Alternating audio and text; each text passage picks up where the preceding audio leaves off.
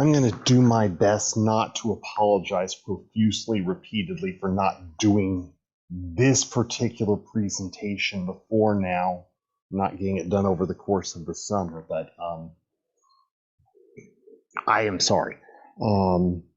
But we're going to move forward with this being a part of the course and not just preliminary to the course. And doing some thinking about the units that we use in our study of force and energy is going to be beneficial to us as we move forward into the connection between these ideas. So let's do a little bit of talking through.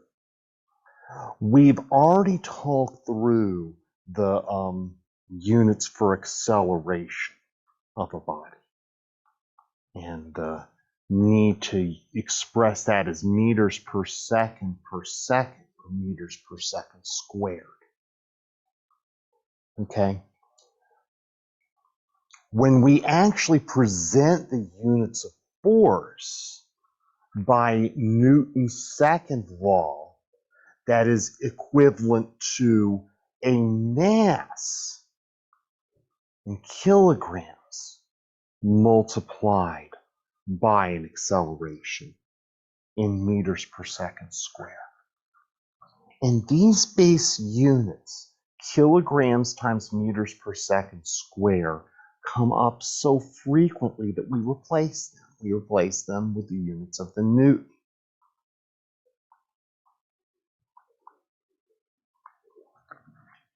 And we symbolize the Newton with a capital N. The capital N is equivalent to units in kilograms times meters per second squared. The units of work and energy are best expressed as kilograms times meters squared per second squared. Now, if you look at that real close, you can actually see I've got an extra meter on with kilograms times meters per second squared. So I could express this just as well as a Newton meter, a product of a Newton and a meter. But that's going to turn up so often that it takes a symbol of its own. And those are the units of joules.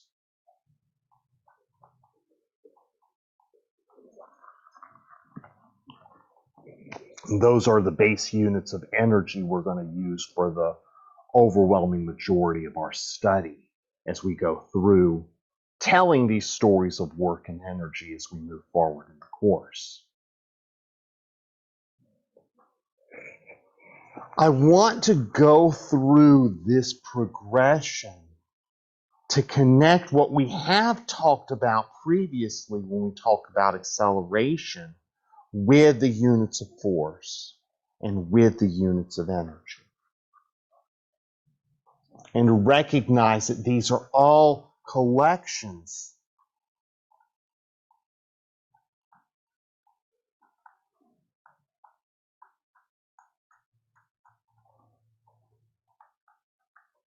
of compound units in the base international system of units and the basic metric units.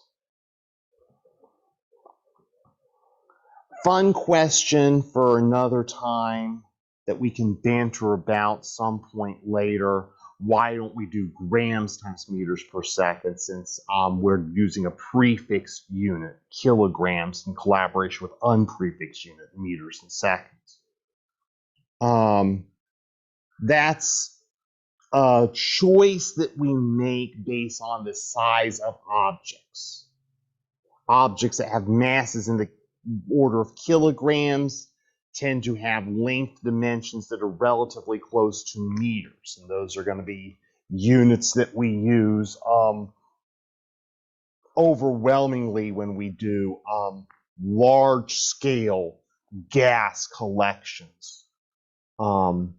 When we're on small scale, we're more likely to do grams and centimeters, and there is a whole separate set of units. It's based on grams and centimeters instead of kilograms and meters being the base units.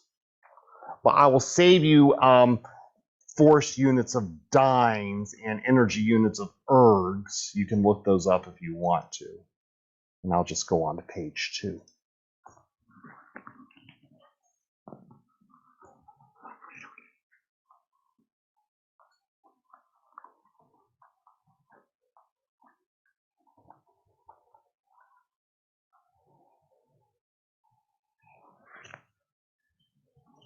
The definition of work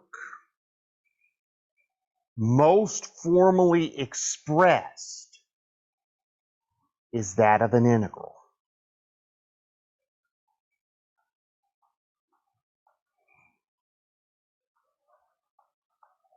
And that of a line integral in particular. Now, nobody in this room has had calculus 3.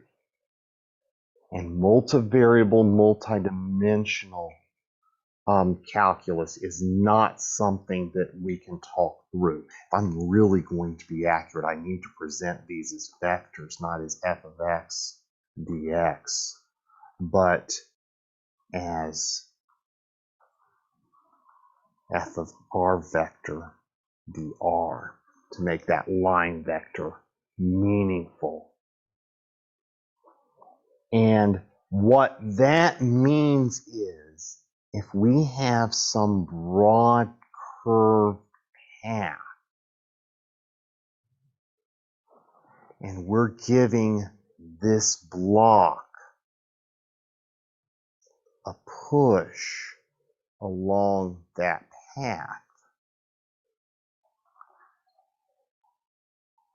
and it's a vector push, how does that push align with the direction the object is moving?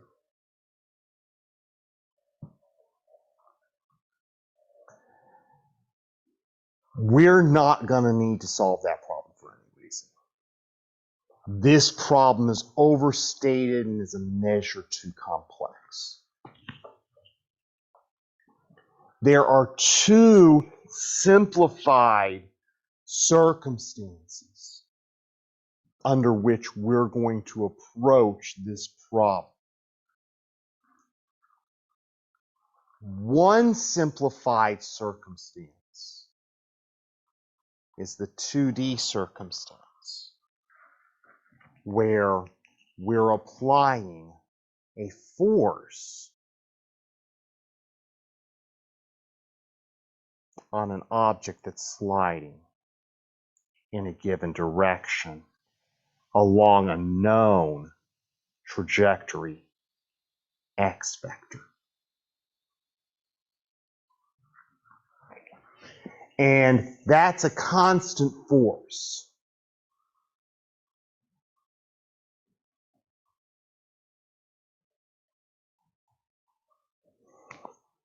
And if the force is constant, we don't have to do an integral. The work that we wind up doing is simply equivalent to the dot product of the force in the vector direction. And we can further simplify that to be equal to the force times the vector direction distance times the cosine of the angle in between the 2.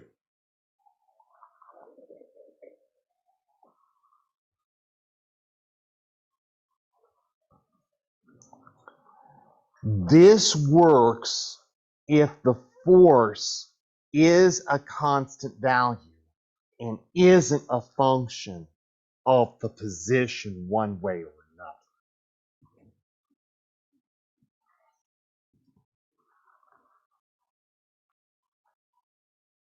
But that's not always true.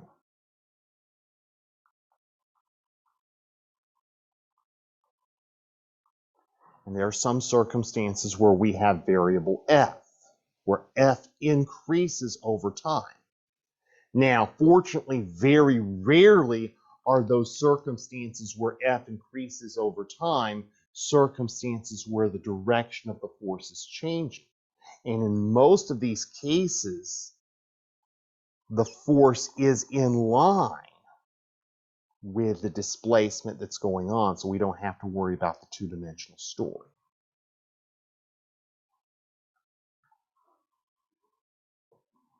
In those circumstances, the work is the integral of f of x over differential x. So these are the two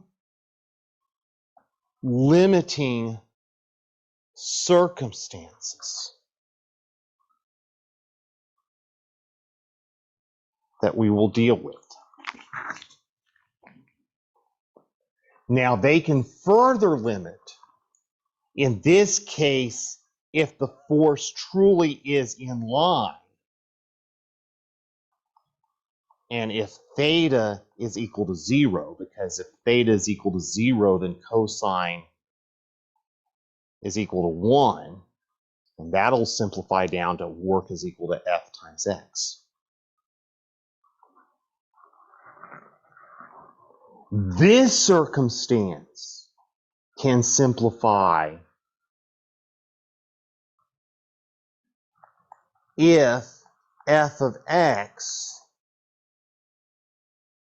is a constant. I'm out of room to write constant. It's a constant f. And if this is a constant f, it can pop outside of the integral, and I'm just integrating dx, which goes into x, so f is equal to, oh, excuse me, I didn't do that right. Work is equal to fx. We want as many different circumstances as we can ever get where work is just equal to the product of a force and a distance.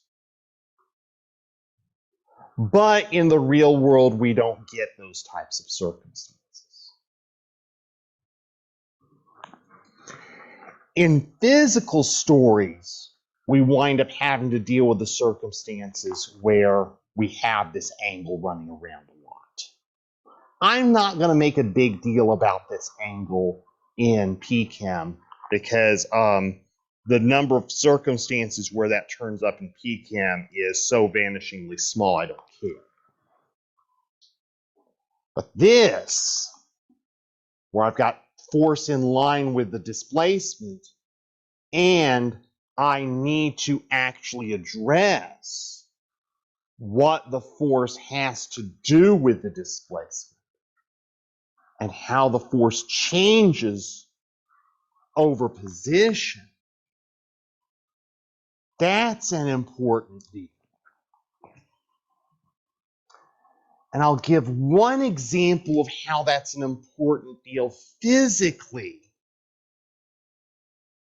to inform the dialogue that we need to have in terms of energetic behavior. Page 3.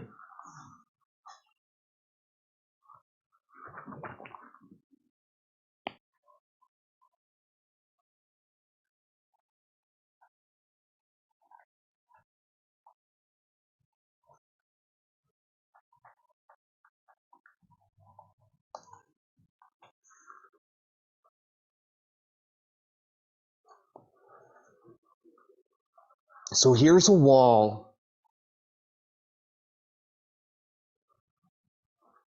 and here's a relaxed spring.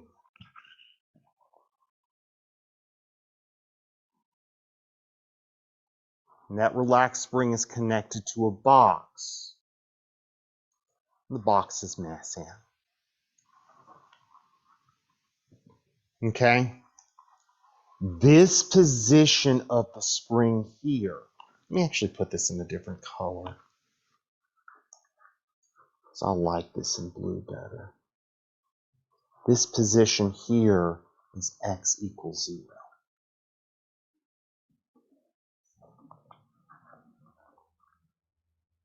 Now, what I want to do is take this spring and extend it. And put it out here and call this x a special x. X extended, or x of ext. When I extend this out here, I'm going to have a stretched spring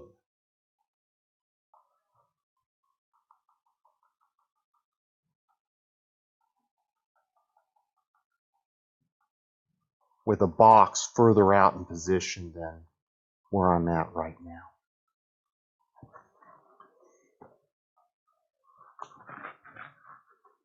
Okay?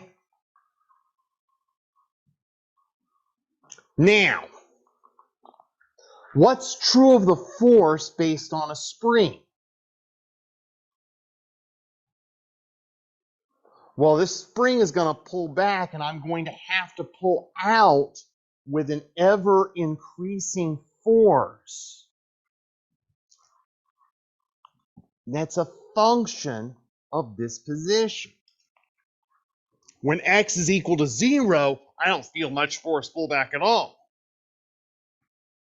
When x is equal to a little bit, I feel a little bit more pullback, and I have to increase the force I'm pulling out with in order to keep extending the spring. The further out I extend the spring, the greater the force I have to pull on the box with.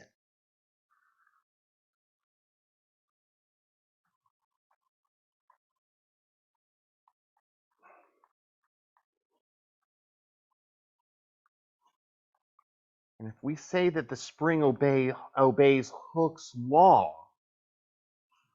then that force is equal to some constant k times the extension x.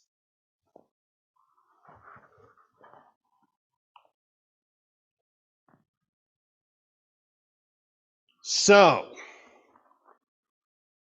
that means the work that I wind up doing by my variable force definition is f of x dx.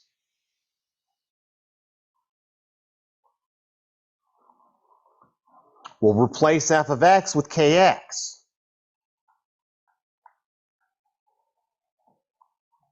Okay? And put limits on the integration. The limit is the start at 0 and the end at x ext.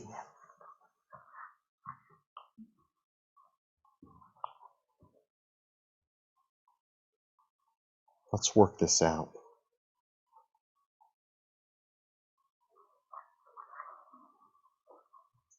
The integral that I need to evaluate has a constant k.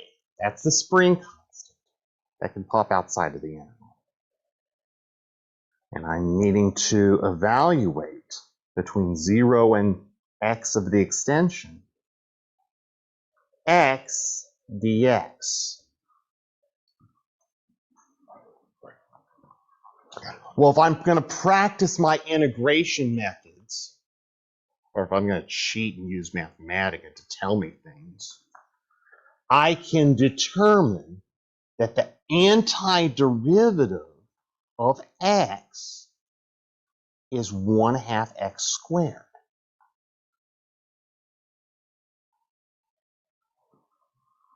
And I'm evaluating that antiderivative from 0 to the extended x.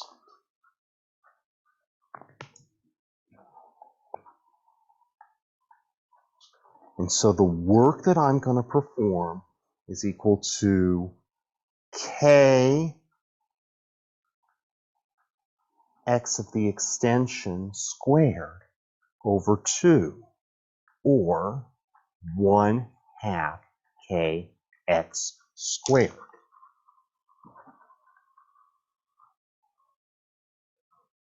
And I go, work is equal to 1/2 kx squared. Oh, wait, where have I seen this before? And when you tell the stories of potential energy storage from springs, you recognize that this 1/2 kx squared is going to be the equation we use to represent the potential energy stored in a spring that is extended some distance x, xext in this case. Now, I could tell this a bit more rigorously and connect this with the work potential energy theorem and be really, really precise about when the spring is doing the work as opposed to when the box is doing, when the force exerted on the box to extend is doing the work. But you're going to recognize the tail pretty quickly. And if the spring doesn't obey Hooke's law, if it is a more sophisticated spring, then we have different stories that we will turn around and tell. Page 4.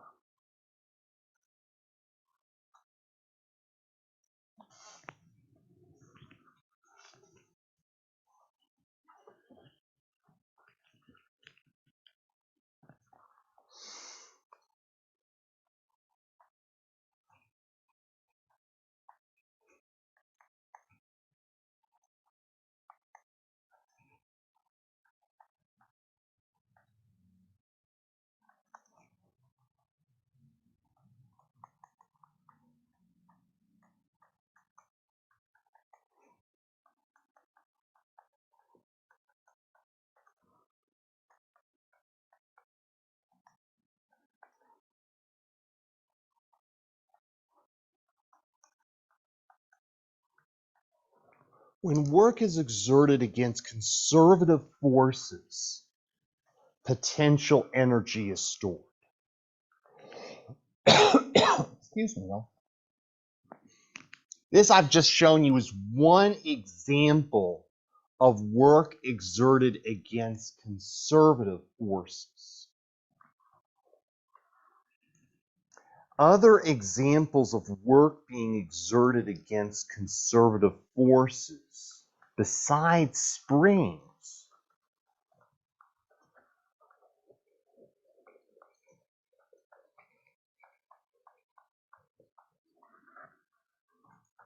is work exerted against gravity.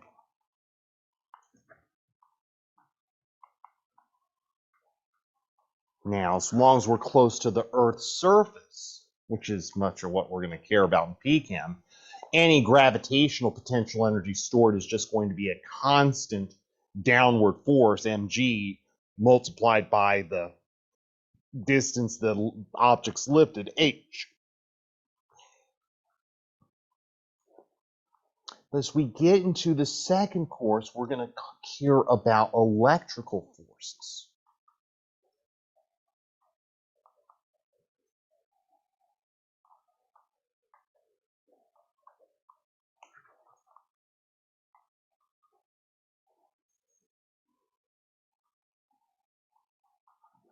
There we go.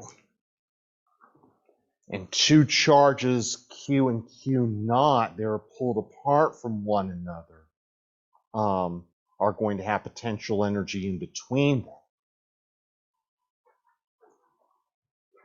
And that potential energy is going to be positive if the charges are like and necessarily repelling, and it's going to be negative if the charges are being attracted to one another and the charges are opposite. There's a lot more sophistication behind that story that I'm going to share for the second course.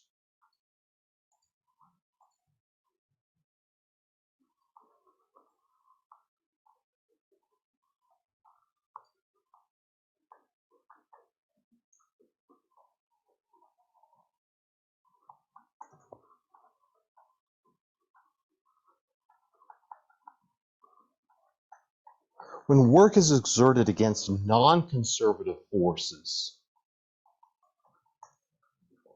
no energy is stored.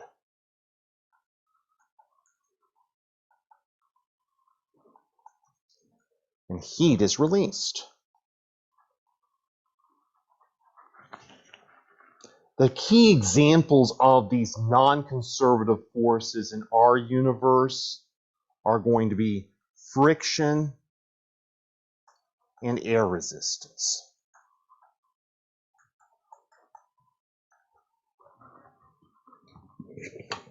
And I'm not going to spend too much energy trying to equate how far a particular force is exerted against friction is going to contribute to energy that might be wasted and released in another direction. That is a story that needs to be told when we actually get working with in physics with losses in conservation of momentum stuff. So we'll tell those stories as we move forward. Page 5.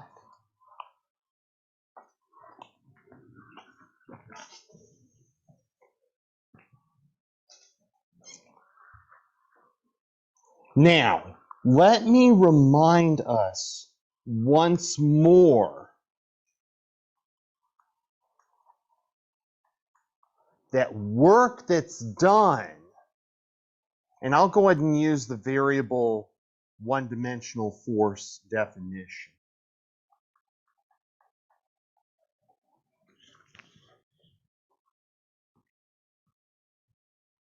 Work that's done is going to be work that it's going to be something that's dependent on the nature of this changing force and the circumstances that the force is exerted under. So that work that's done is going to be path dependent.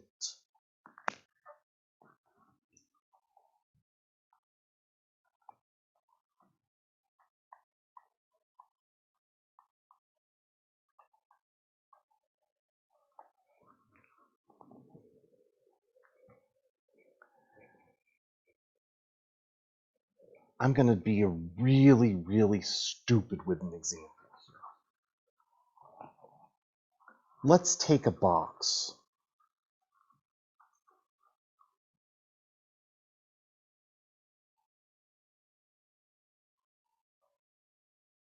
And we have to exert an upward force that's equivalent to that box's weight.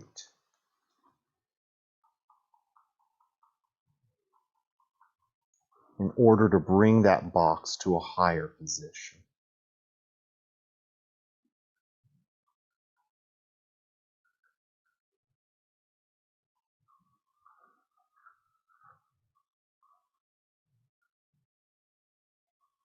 Let me get the expression of what I want to do right. From bottom of box to bottom of box.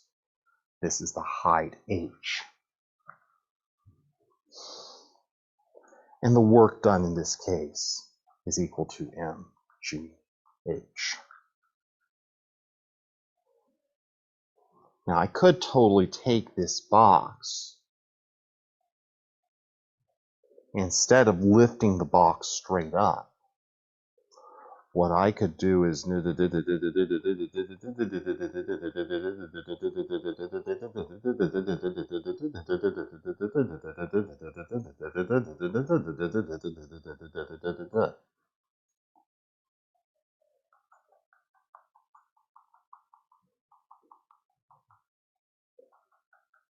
and all the while holding the box up with an mg force as the box goes over this bizarre path that's greater than the distance that's lifted h. And therefore the work that's done along this path is something much greater than MGH. We know this instinctively.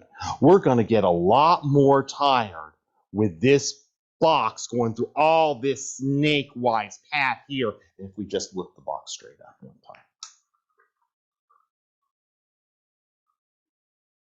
Okay?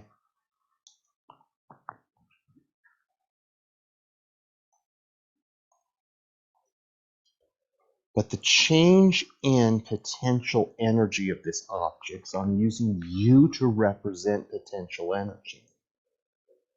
The change of this potential energy object is still MGH, regardless of the case that I'm exploring here.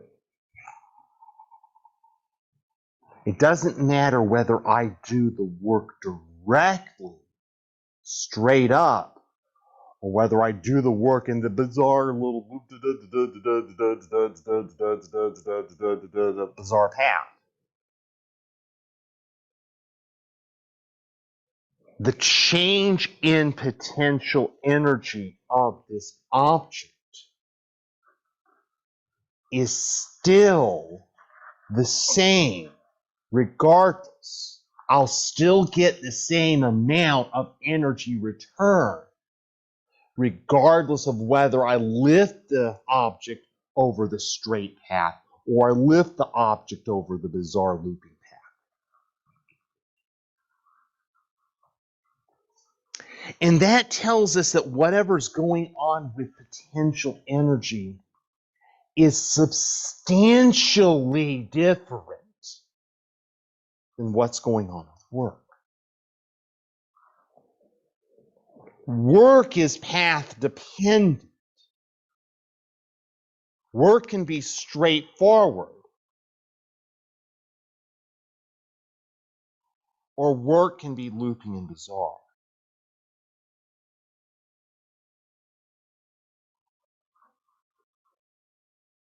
Potential energy, on the other hand, is path independent.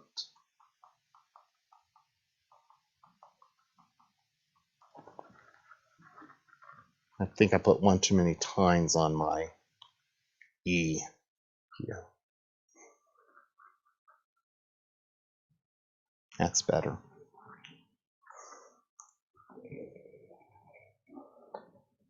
Changing potential energy is something that doesn't care about the path you lifted the thing through.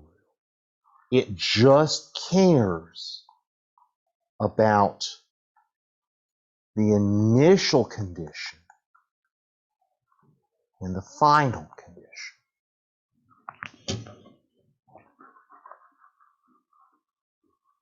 Page 6.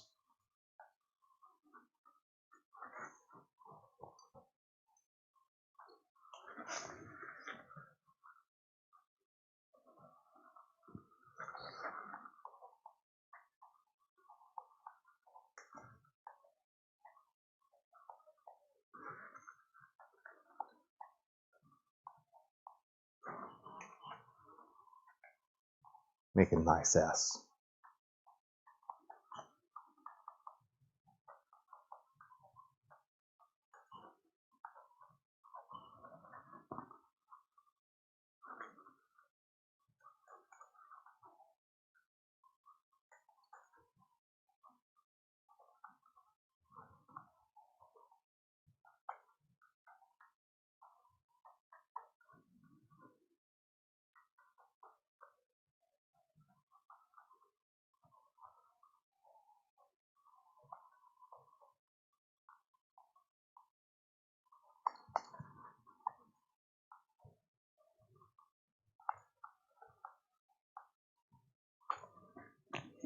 So whereas work cares about the path you take between the starting point and the end,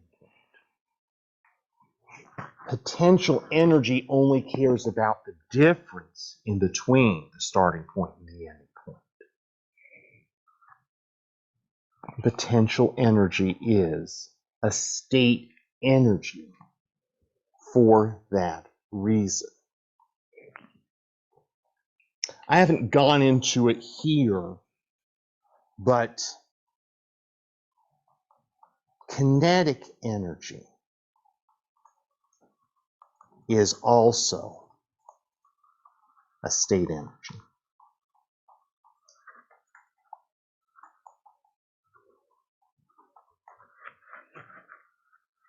Okay? So, we can talk about delta U for kinetic energy, or we can talk about delta K for kinetic energy. And of course, we always remember that deltas represent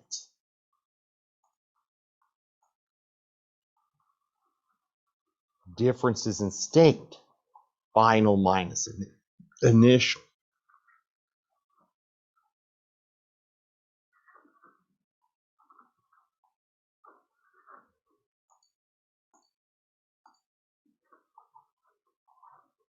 Note you'll never see me refer to a delta W. We only refer to work with the symbol W, never as a delta W.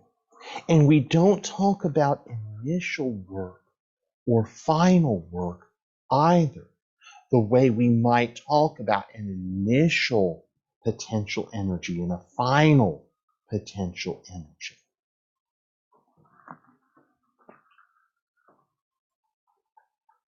Work is a property of a single process of moving an object from one position to another.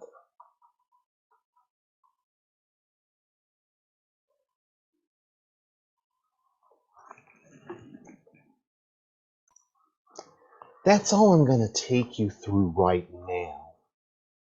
When we get into class on Wednesday, we'll work through a couple of examples that associate with these competing concepts of work and potential energy and give you a little bit deeper of an understanding of what it means to first use the integral to work out properties of work from a given force profile. And we'll also work through examples that give us a bit better of an instinct for the distinction between a state energy like potential or kinetic energy and a process energy like work. We'll need these ideas as we move forward to talk about systems in physical chemistry.